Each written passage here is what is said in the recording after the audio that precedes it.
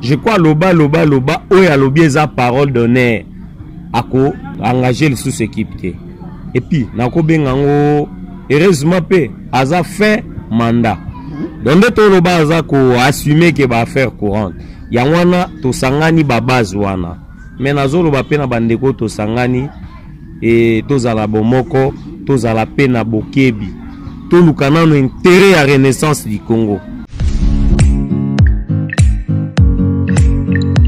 Abonnez-vous massivement sur votre chaîne Aigle Info TV. Aigle Info TV, Chanel, donc on a pas si bon beauté, bah continuer toujours à s'abonner, bah s'abonner à la chaîne, bah la biso trop ah. Donc chaîne la biso qui toko boy, oh to lingaraming, oh total araming, donc voilà. Suivez les informations au temps réel. Ouais, merci très cher internaute. Si vous voulez s'abonner massivement à la site Nabiso Aigle Info TV Channel. Aigle Info TV Channel, la chaîne qui vous convient. Désormais sur Aigle Info TV Channel, l'isolo et la renaissance du Congo. Pourquoi l'isolo et la renaissance du Congo? Une conception et salami pour informer bino ba internaute. Ba fan ya renaissance du Congo. Obozan na mokili mobimba, na Dubaï, na États-Unis, na Europe, na Asie, na Afrique, partout par-ci par-là. Vous allez informer désormais sur Aigle Info TV à travers votre émission l'isolo et la renaissance du Congo. Pour solo là, tout et de tout pour la renaissance du Congo. Saison sportive 2020-2021 et aussi là, tout dans la saison sportive Yassika. Quel bilan pour la renaissance du Congo? Est-ce que ce qui est passé est passé? Maintenant, quel avenir pour la renaissance du Congo? À travers le drame Nyoso, dans la saison Oesili.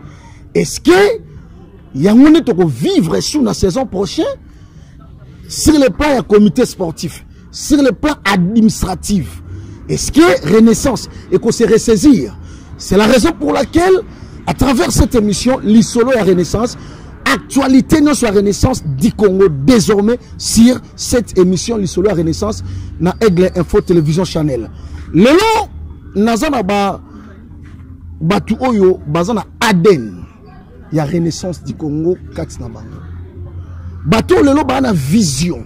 Au début ils étaient mal compris, mais actuellement ebele ba benga bango ba prophète. Ensemble na bangonde Tobeta l'isolo la renaissance du Congo. À ma droite, nous avons le président Papi Kitubila. Président Papi, bonjour. Bonjour, Ndegonangai, Nabande Gonyoso, Bazarolanda Biso, ya Chanel. Aigle Info TV Chanel. Aigle. Topesibino, Bambote Mingi, Talagaka. Tozomona yemoko mokambi c'est qu'il y a une vision ya Aigle. Voilà. Vraiment toza wana tokolobelo eza renaissance du Congo. OK. Merci président Papi. À ma droite nazana président Belingo. Président, bonjour. Bonjour Ndegonanga pe bonjour na bandeko nyonso balanda biso na Aigle Channel. Voilà, Aigle Info TV Channel. Info TV Channel vraiment bambote partout aux États-Unis na Dubaï, na Inde ainsi de suite. Bonjour na bango. OK. Président, na démarré mbalamoko na yo. Bilan il y a renaissance du Congo na saison où tous les acquis convaincante. C'était une déception totale, il faut qu'on se le dise. Oza le solo à renaissance, il faut qu'on se le dise. Saison est achevée.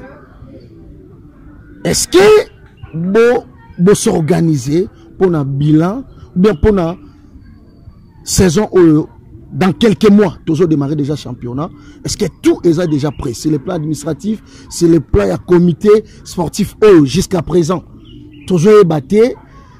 Organisation n'a pas ou bien projet parce que internautes René bazo zélandais yokabino. Bon, merci Mingi pour la question là. Yo mo cho bengango ensemble bilan. Il y a d'abord tout ça il a ensemble bilan. Il fait ça les mains.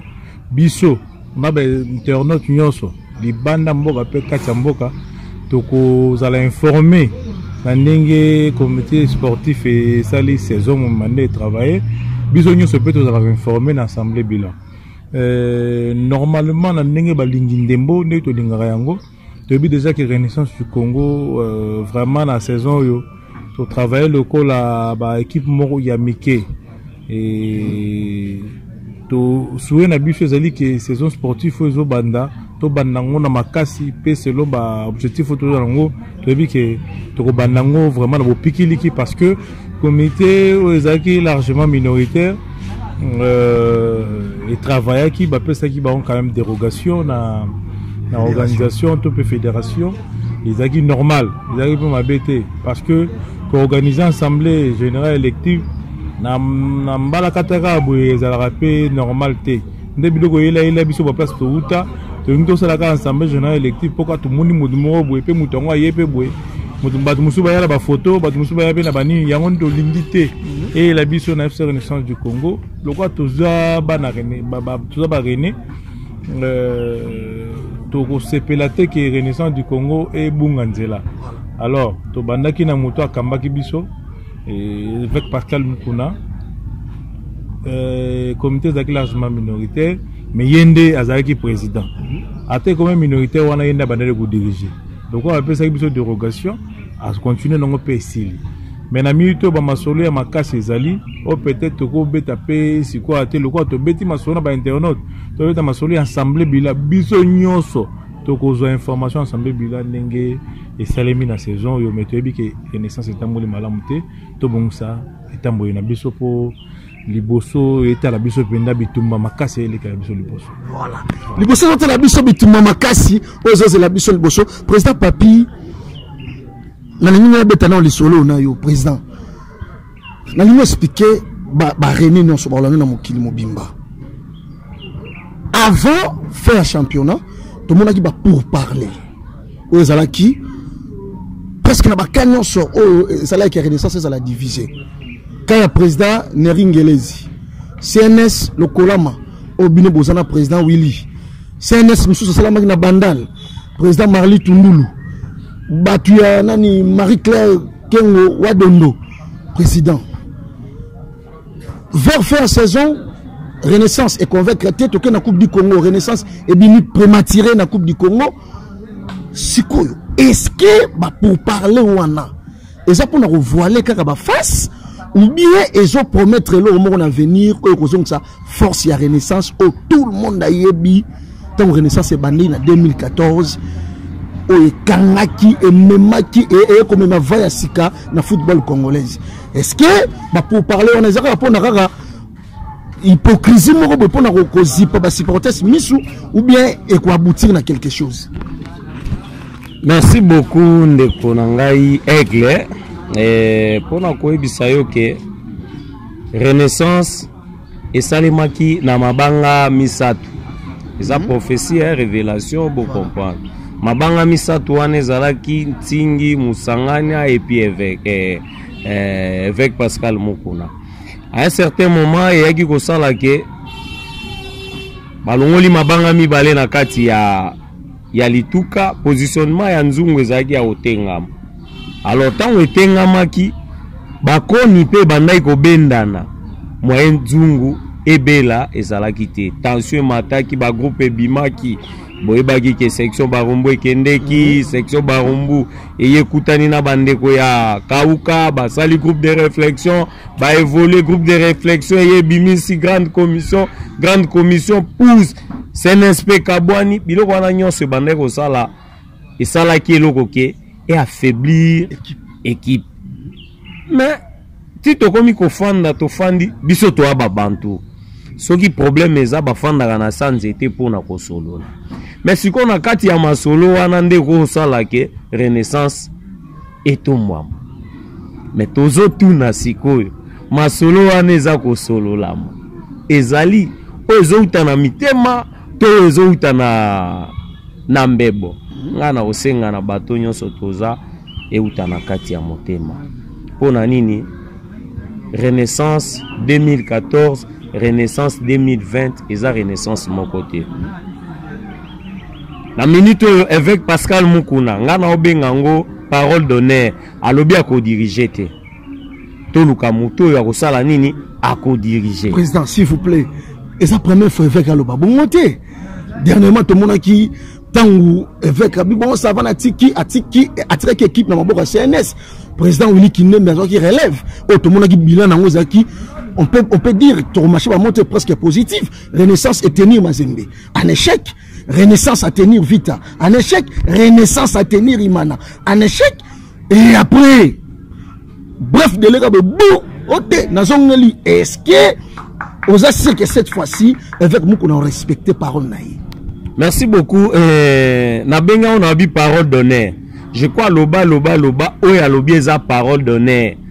Ako engagé le sous-équipe. Et puis, nako bengango heureusement pe aza fait mandat. Donc to loba aza ko assumer que ba faire courante. Ya wana to sangani ba base wana. Mais nazo loba pe na bandeko to sangani et to zala bomoko, to zala pe na bokebi. To lukana no intérêt à Renaissance du Congo. Vraiment ba bonne guérison et pas ndeko na ngai neringele zazali. Vraiment on est ensemble na ebi kenzamba za na yo elongo musala oyo to pe bitumbo to bani na yango elongo to kenango tina suka nzamba kolongisa biso mais tozo senga na ba binemi nyonso ya Renaissance oyo bayaki kosala mombongo na kati ya Renaissance vraiment si bo gagner pendant 7 ans au bozui c'est le moment économique et moment où Renaissance peut se retrouver pour na intérêt na intérêt équipe total en intérêt équipe tout le monde a intérêt personnel pour nous faire avancer équipe nabiso. Voilà. Total intérêt équipe tout le monde a intérêt personnel pour nous avancer équipe nabiso. Président Nazara Anayo lelo question yo na retourne un peu président Belingo. Le problème est aboy. Vous avez travaillé, et vous avez travaillé avec président Willy Kindembe na CNS.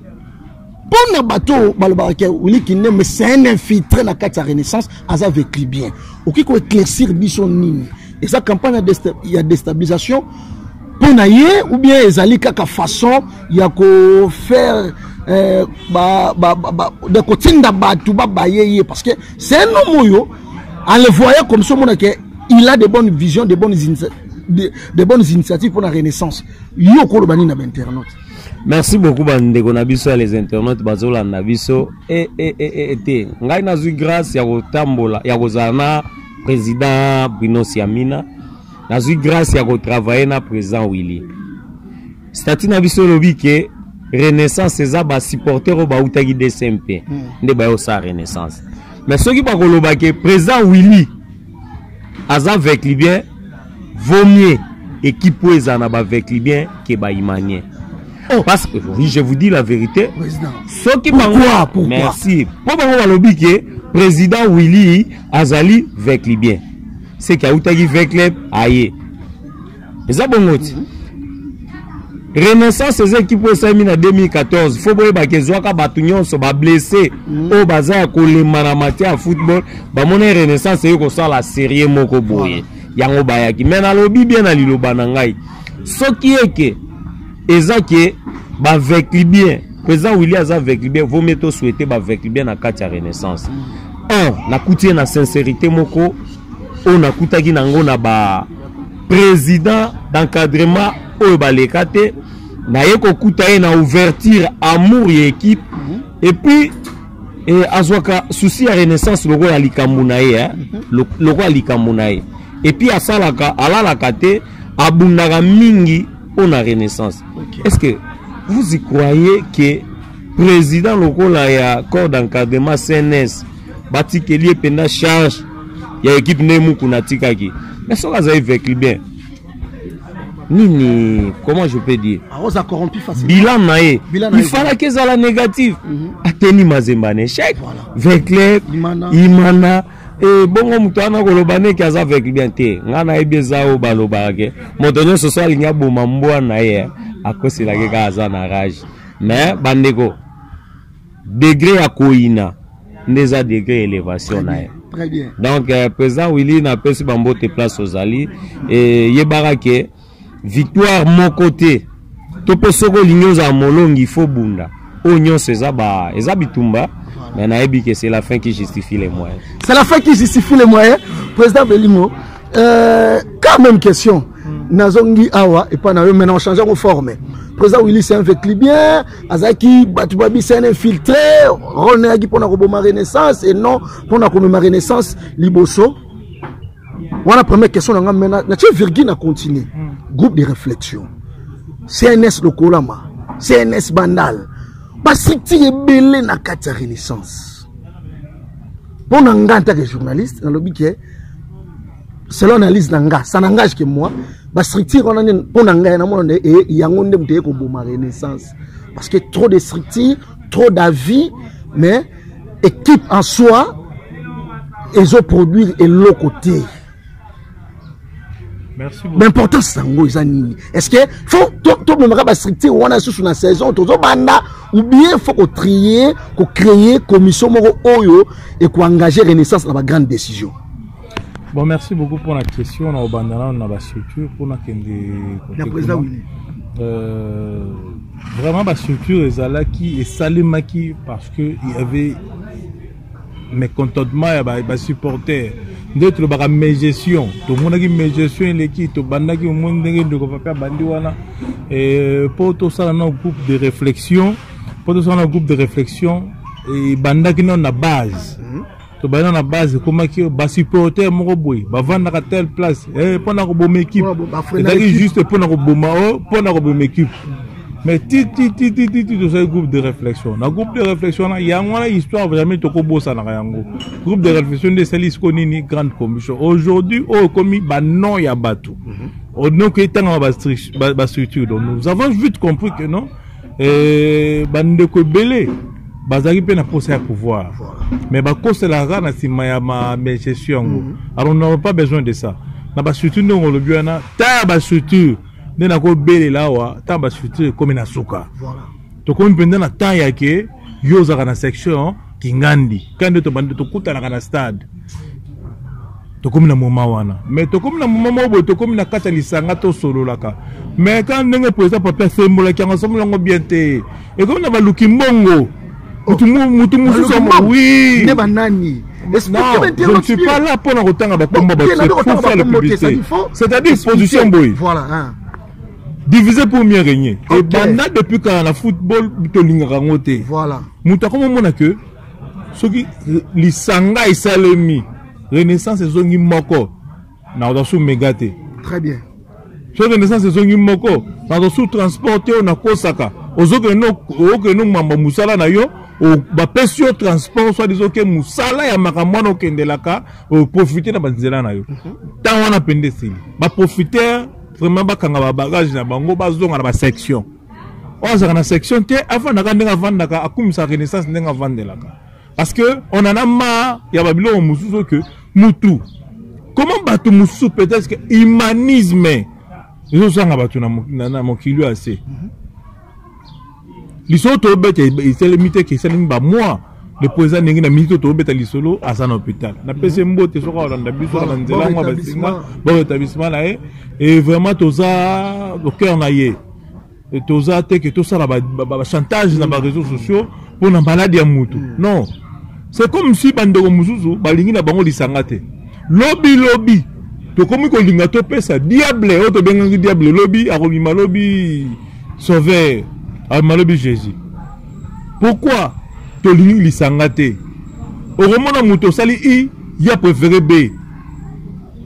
Vraiment, la mamba structure, la lobby déjà clair, car la mingi te awa. Tu suis sur mamba structure. Renaissance du Congo, c'est la renaissance du Congo. Et c'est une lipe, surtout moko dirige kaka, ba supporter. Ba supporter parce encadré par-ci par-là. Oh, ils allaient que tu na guerre. Nous soit comprendre. Dieu merci. Parce que quand on a le temps de papi dans les réseaux sociaux, dans la TV, dans la radio, tu risques dans boutou mususu. Oui. Baluka kutu. Bamaso mususu. Parce que mususu va rebeta en le loa tout pour te beta. Et ça va vie na biso au to ça, to en jeu. OK ba tout beti li solo ba rebeta ko to ba salika li solo. Ba bloka biso ba kala biso, ba botela biso ba biloko. Mais, si tu as inventé des solos, tu as tina nangote. Pour la biso Renaissance et Tombama.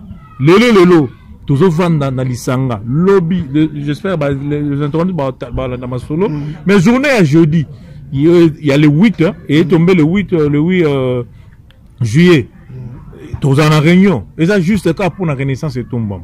tokozala na réunion mpona makambo nyonso etelema likambo avec lui bien eza ngai na koloba clair na renaissance du Congo to 4 catégories ya basupporters bato asupepele baza renaissance et puis ngana oui et puis ngana okamwa lelo comme on basupporter avec lui bien mais avec lui bien qui donne son argent c'est ça avec lui bien ta René yo mi bengi René opesa ke lokote moza wana po bapesa yo so bapesa yo te osali guerre na avec lui bien apesi mbongo pour renaissance tambola so babenga nani René. En tout cas, question on est pesé na ba internaute ba mi poser en. Ba to musu ba mana ba TV ba le za ba émission. To yebi be mutu kingandi ba ndo benga mona veya. Aleka le kana ba émission. Ba tu ba dérailler, ba tu ba yambaye. Ba komisa ye eke asala so na ye. Mais quoi bon, et to ba no sa ba débat mo inutile que ma avec libé Willy Ndembi. En tout cas président Willy, je te salue en passant. Willy Ndembi avec libé ainsi de suite. Vrai que les Africains club dans le Congo, mais oui, je confirme, il n'est pas vécu bien, il est rené du sang et à dépenser à moi sounaye. N'engue biso peut net na minute to dépenser par transport, na biso peut-être comment place moi pour la renaissance, n'engue pas dépenser à sounaye pour la renaissance du Congo. Yo mo tu repères exemple là, la renaissance du Congo est petit. Avec Pascal Mukuna, le gars en clair, n'a démissionné pas le bique, n'a kotia le côté. N'engue ça bonga pe na comment soutenir ne ba nyoso, ba soutenaka. On a des images comme on peut faire avec candidat moto ya moni jusqu'à ce que va s'engager les maman les lots éviter pour que ça soit réponse par rapport à candidat au yo on va Marie Claire jusqu'à présent ce que les élites ceux qui ambassadeurs c'est les salariés.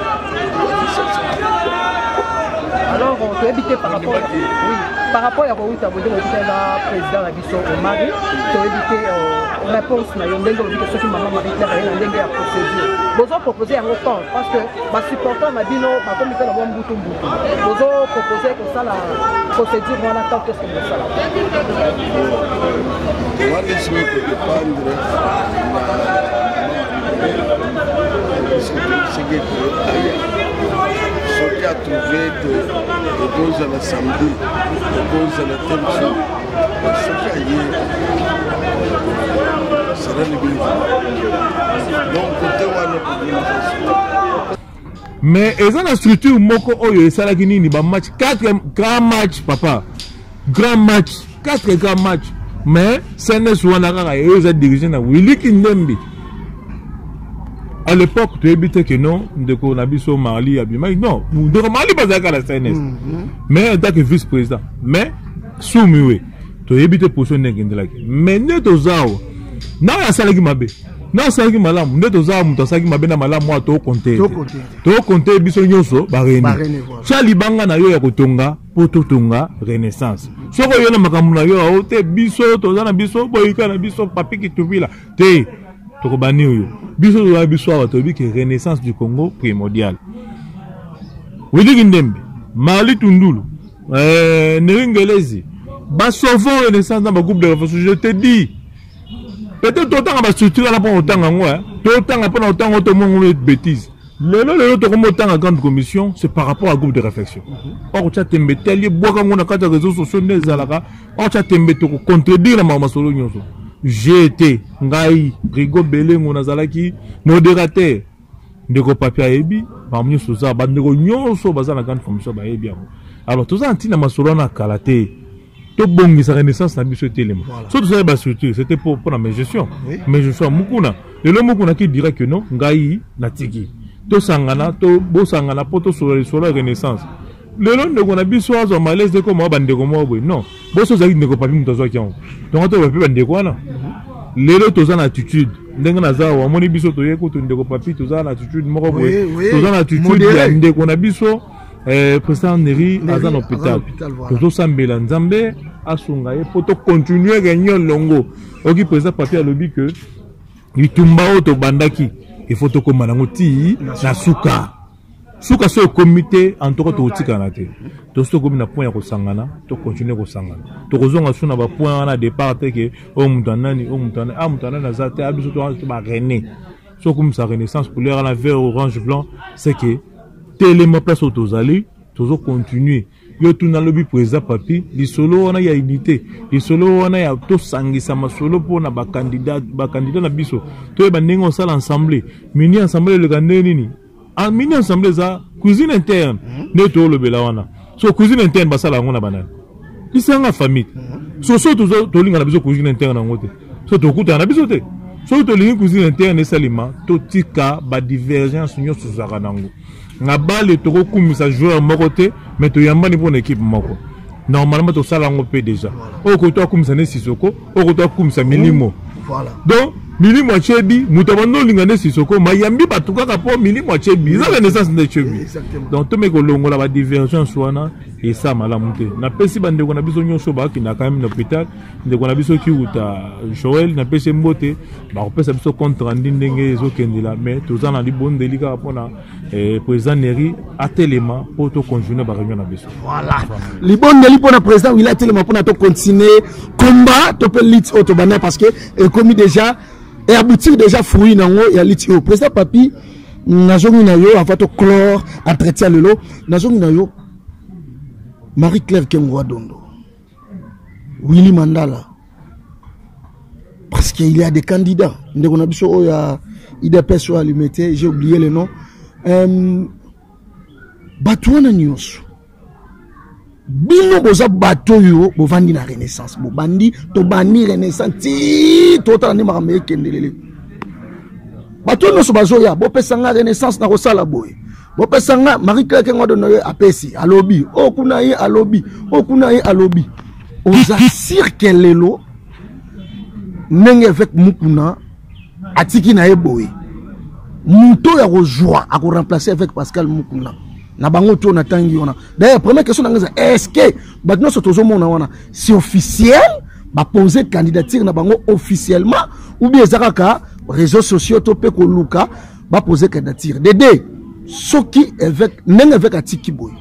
Muto yo akojoa place et avec Mukuna. Aza capable de remettre Renaissance ikolo na niveau haut avec Mukuna tika kiango. Merci beaucoup Bandeko. Et le rotoki koloba na minito yo Renaissance ses équipes ba supporters. Mais ata ba fourmi bazara na mokonjo atambusaka bango. Biso na no Renaissance to kontaka na ba dirigeante. Mais toi na posa to za la diriger. Po biso moko to pesaka. Mais o eza important eza nini? Avec Pascal Mukunu azala qui en tête ya équipe po bando tambusa Renaissance manda na ekomi na suka azokende po ezala ki a ote eza na batu 4 o balinga na Congo ba démissionnaka te eza Ibenge ezali Costa Omar ezali Mukuna na Kabila je crois Kabila kei Ibenge kei Omar kei Mukuna pe alobi atiki malgré osala ba faire courant to ezali ke pona ko organiser ensemble toza na posa ba dirigeant. J'espère que aux sens il y aurait connaître une équipe ebandi.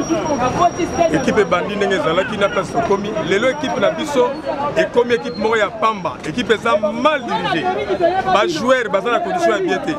Ba liboso na balle comme on a présence au benga na ba joueur.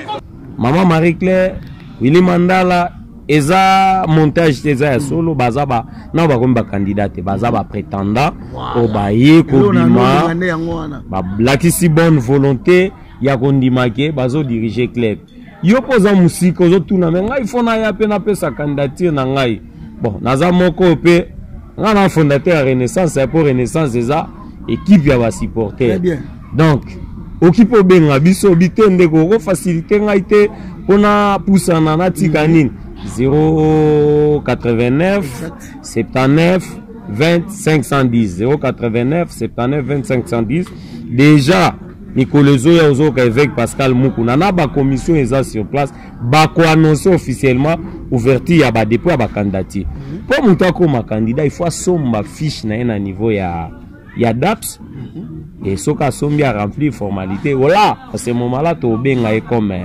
candidat mais bango baba prétendant ba ki ko la bonne volonté que to lingi to kumba Renaissance du Congo de tikali peyo et puis ba René baza partout au pe bana mbongo na bango balingi ke ba diriger poussana eza course jour wana na urne oya kopesa programme na ye ya malamu pour intérêt ya équipe total asiko te oyo nde to voter vraiment na pesi président Willy Mandala bisika azali musika bambote ya mingi parce que aza moto penda aza na courage et alakisaki penda bonne foi na ye et o pa lobelaki biso vraiment yo etikali kaka yo etikali yo merci beaucoup voilà etikali kaka yo Yaka vraiment, si on a besoin de diriger Renaissance du Congo, Yaka, la porte est grandement ouverte. D'ici peu de temps, annonce que ça le Maya, dépôt officiel, il y a une candidature pour diriger Renaissance dans la saison prochaine. Président Belingo, question n'a sous que ça boye. Pour te comme na sous entretien na biso, question n'a sous que ça boye. Et belé balobi trop, balobi Renaissance et à qui le rôle la kalamu, to bisa ki binote. Bambriye mana nos ba ko sala moni ba okende ba okena osila ba okena okufa ba pesi exemple matonge kute sala ka de ba luki be kipo pe sala ka la pluie et le beau temps oh lelo eli moi malgré tout ce qui s'est passé dans la Renaissance est-ce que vous assurez na ba internaute na ba fan que Renaissance ezali mu pepe oyo e ko tikala jamais ko kweya ou bien to komi ko vivre fin ya Renaissance du Congo? Bon, naba internaute nyonso na komeka mpe kozonga suna place na ndeko. Vraiment ba bandela ka solo wana te parce que ba bandela elo wana te po matonge les équipes à quartier. Eux vivent na ba vie à quartier. Voilà. Kalamu to ebit. Ma kalamu so ba vie à quartier ba chela ba beti ndembo. Matonge to kalamu tika to nsa. Ba za pemena na stade 20 mai. Peut-être stade wa muneva ba pemena ba tika to nsa onde. Ok. Bateau retourne sans dire. Donc bateau va mettre à l'histoire, va mettre à côté. Renaissance du Congo. Il y aura un combo équipe. Ils ont Renaissance du Congo. Pendant que Banda a Renaissance de Kinshasa. La Renaissance du Congo. Voilà. Donc toko changol ba ligne la te. Eko kufa kate pour moi na Chabotami, Angolumi, Atamboli pe akokola. Bando ba bota makapara pa kufi. Bakola kate. Bande ko na biso musuto muna ba premier ministre ba na soto ni ba parler ba zate mais le ba ko ba premier ministre papa zate mama zate armo le la pe que faki papa na ngazala amo ande na ko premier ministre donc ce sont des choses que to ko cha ngote Renaissance du Congo c'est botama pe tambo biso to ko lo ba ke moi na Renaissance nyonso telema lisu ko lisu matoi na yo zelaraka ensemble. Mais n'engue tu ko bisa poeza papier wa poeza va pa lo biangwa symbole on penda kitoko etikali kaka muto ya bande ko banga yo muto bande ko banga pusana Renaissance du Congo yango o na tinda ka mbongo nga na boy na tinda ka na boy na ngabe batanga kombo nga yaka ba poste ezawa na nyoso candidature na yo oye eza ba prétendant de poeza papier lo bia nous avons un sentiment, mais bateau a un sentiment, bango liboso tout temps maman Marie Claire a une volonté, président Willy Mandela a une volonté, de konabi so babi balukuna a une volonté et tout le monde tout musu ba na conseil au moins ni ba poste au moins que munyo so ya ndenge musu aye de konabi so ya ministre provincial a déjà pour la candidat na poste ya conseiller autrement ba na biso baza belé. Donc on ne peut pas citer beaucoup de noms ici. Yom tozangi yaka kala mingi te ne président papier lobi. To ko lancer appel on a président évêque parce que nous connaissons le président sortant parce que yene aza habilité à organiser assemblée denga mwenye so kelekela. Ndenga ndimi kotika ndobo komona epé. Et longo na commission o vanda ka ya bono so makambo ba lancer appel candidat yaka o so na kati ya palais na kati ya ndaku. Yoza nini olingi nini totalité selon yo boy to sala boy wana masolo ndako ndenge olamba. Vraiment merci mingi na ba internaute nyonso nde peut-être balinga biso nde peut-être ba pesa biso ba mbote ndenge président papa pesi wana peut-être yo tala kenga na en contact na boy et le numéro pour contacter biso pe kaka ezali 090 68 29 839 090 68 29 839 pour peut-être aux sous information plus à malam na carte Renaissance bokabwani ezate Renaissance eza moko pe ekokabwanaka jamais ezalaka na carte ndako nyonso lokwa divergence ezanga raté mais biso surtout za tata moko comme na Renaissance maman moko comme na ye Renaissance so ki to bundi c'est to bundi na komba Renaissance to bundi po ndika mosuste mais na minute aw onyo so koya na nzube na ye na nini na yego lobake atopanzawa eloko panzana eza susu te abu pia makambo ko panzana to telemia po to telemisa renaissance so za vrai René yaka pona libanga na yo to tonga renaissance mikolomi balemisa to zo appel ba candidat bopuzana po to bando mo ndeke évêque Pascal Mukuna a bloqué a calé a sa sepende ni na minute au moins na renaissance yo telema ya la candidature na yo yako sona ba na renaissance to ke bandinyo ko orienter yo pona ko diriger Clébo yo eza nzambe je peux ça battre nzambe to ebike ke liboso. Vraiment merci mingi na ba internet. Voilà, merci président pour conclure un mot pour l'initiative oh ya émission Lisolo ya Renaissance du Congo. Moi ya bénédiction na bino ko ça la paix moi bien pour perception ma casse to continuer pour na idée oh. Vraiment na ebi que émission yo et dara déjà la plus suivie mais ndenge ko si Lisolo ya fibre na kati. Voilà. Fibre déjà populaire. To ici bien la fibre nyonso bo s'abonner massivement na Aigle Info TV channel et kozala biso mingi mwa malamu pe kozali pamboli su makasi ya président Willy Kindembe et kozali pamboli makasi ya président Neringelezi et kozali pamboli ya président Marley et kozali pamboli ya président Papiaza wa président Rigo ba président sectionnaire nyonso ceux qui to s'abonner et kozala biso malamu et kozala déjà émission au to pamboli ya ngone biso vandi boyepo vraiment bao ba monaka biso kala mabe de to bimba prophète c'est que so to le beli chaîne yo c'est que bato ba kolanda ngo makasi bo s'abonner massivement vraiment nzamba ko pambola biso. Merci président Papi te pour conclure na yo président avant to conclure na yo na ngana poser question kaka ya curiosité hein question ya curiosité on a sûr que la saison prochaine Renaissance est quoi ciré et raison que ça batou et qu'on consoler batou oh baza blessé déci bateau pena mitema na bango vandaki na Renaissance par rapport à processus nenzo kende on a sûr que la saison prochaine et c'est raison na mitema batou na bisaki bino ke zanzungu e fanda na 3 mabanga pour le moment déjà bakoni to kangisi libanga moko eza na place tozo de mabanga ezonga moto epela esu makasi. Très bien. Bino ba oyo bo mesana o boye monika na tamuke na beti voisin a bengani entraîneur à liboso na beti sous voisin na bureau a de na Maroc. Voilà. Donc o etikali bobongama eza ya koloba te po boyebi pe misala eza wili aza na tournée autaki d'abord ko identifier toutes les sections. Donc samedi oyo président William Zana Barumbu chaque section zokoma identification kotala et comité zaneni ba supporter zaneni mais normalement il fallait ba supporter bazali belé suite ya ba moment toza koleka oui ba mesure barrière ndepe to limiter ki au moins 20 personnes na kati ya réunion ana donc samedi oyo déjà président William Zana na Barumbu bon mutabongo ibsanga avec bien ah est-ce que ceux qui le section Barumbu zonga na Renaissance c'est grâce à Willy bon siko ataku to ibsanga ke fala mimana na avec club pourquoi zonga ça na Renaissance vraiment ba abonné nyonso to lobby na bino o eza chaîne na bino boyebi Aigle place à vivre likolo dans le rôle asoka kitisa nga pesa bino makambo pas zongi likolo vraiment bo s'abonner ebele na bige basango ya Renaissance bo zongo nde sikao.